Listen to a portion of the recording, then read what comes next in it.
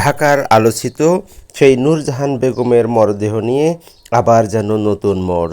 তার স্কুল শিক্ষিকা মেয়ে গত ৩১ মে মিরপুরের একটি হাসপাতালে গিয়ে দাবি করেন যে তার মা কিছুক্ষণ আগ থেকে কথা বলছে না। তাই হাসপাতাল থেকে একজন নয়, দুইজন নার্স নিয়ে বাসায় গেলে নার্সরা প্রাথমিকভাবে লাশটি দেখে ধারণা করেন যে এই মহিলা কয়েকদিন আগেই হয়তো মারা গিয়েছেন।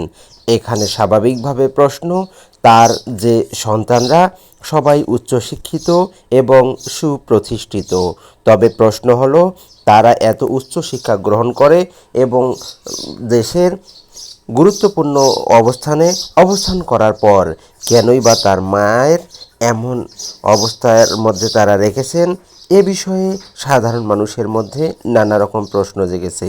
কেউ মনে করছেন তাদেরকে এই গুরুত্বপূর্ণ অবস্থান থেকে সরে দেওয়া হোক, কেউ বা মনে করছেন তাদেরকে শাস্তির আওতায় এনে উদাহরণ তৈরি করা হোক, যেন পরবর্তীতে কোনো সন্তানরা এরকমভাবে কোনো পদক্ষেপ কিংবা পিতামাতাকে অবহেলা করতে সাহস না পান।